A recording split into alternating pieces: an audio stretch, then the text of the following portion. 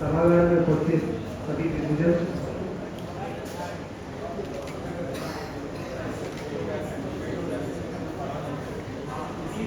मैं सिर्फ मैं कोशिश करूंगा कि अपनी बात को 2 या 3 मिनट में आपके सामने रखूं। और बिहार बैराग का ऐतिहासिक अवलोकन, जैसा कि हम सभी इस बात से परिचित हैं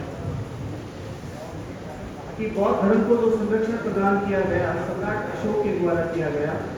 और शायद सम्राट अशोक ही वो महान सम्राट कहलाए जिन्होंने 84,000 स्तूपों का निर्माण किया। उसके साथ साथ उन्होंने जिस तरीके से बौद्ध धर्म का प्रचार प्रसार किया, उसके लिए इतिहास में उनके उल्लेखनीय कार्यों के लिए आज भी जाना जाता है। बैराग सम्राट अशोक की वो कर्मस्थली है जिसके बारे में कहा जाता है कि 8वीं और 7वीं शताब्दी या उससे पहले जो यहाँ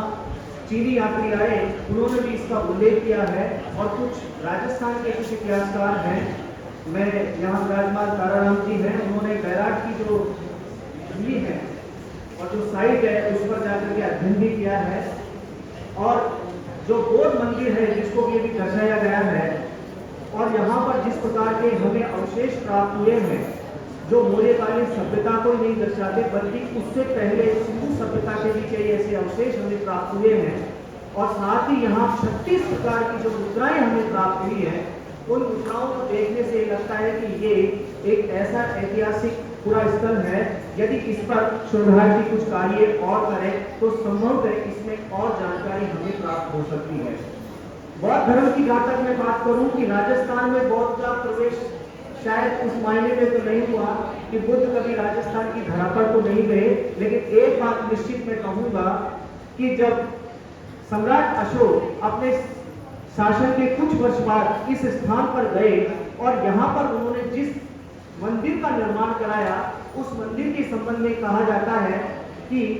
ये मंदिर आपका सांची और भरूच का जो स्तूप है उसी के समान ये मंदिर रहा था। और यहाँ साधना का एक बहुत बड़ा ये केंद्र था। और यहाँ से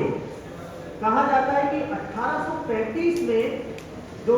जयपुर महाराजा राम सिंह जी जो थे, उनके शासनकाल में इस क्षेत्र की खुदाई का कार्य हुआ। और यहाँ पर 1837 के अंदर कैप्टन बर्ट के द्वारा जो शिलालेख खोजा गया, और वो शिलालेख जो कि भाभरू शिलालेख के नाम से जाना जाता है, जो कि वर्तमान में कलकत्ता के अंदर रखा गया है। इस शिलालेख की जो विशेषता ये कही गई है कि ये एकमात्र ऐसा प्रामाणिक शिलालेख है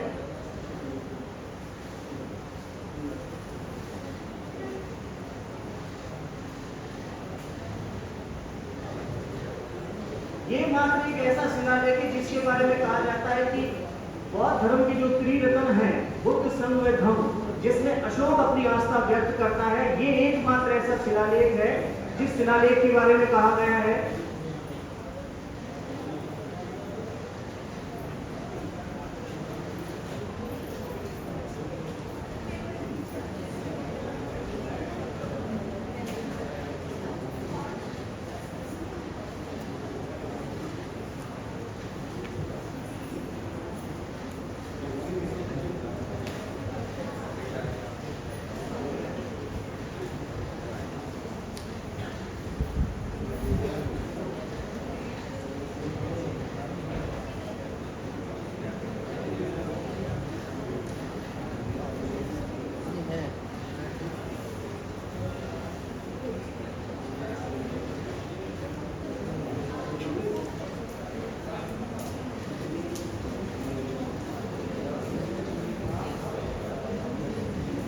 ये वो बौद्ध मंदिर है बैराग की धरती पर। ऐसा कहा जाता है कि ये मौर्यकालीन सभ्यता को दर्शाता है जिसमें इस प्रकार के इसमें निर्माण हुआ है। और साथ ही यहाँ जो शिलालेख जिसकी मैं भी बात कर रहा था, जिस शिलालेख में अशोक ये आस्था अपनी व्यक्त करता है बौद्ध धर्म के प्रति, और यही वो शिलालेख है जो इस बात को प्रमाणित करता है कि अशोक ने अपने जीवन काल में बौद्ध धर्म को अपना लिया था। कहने को तो बहुत कुछ है मेरे पास पेपर में, लेकिन समय की बाध्यता है। Thank you.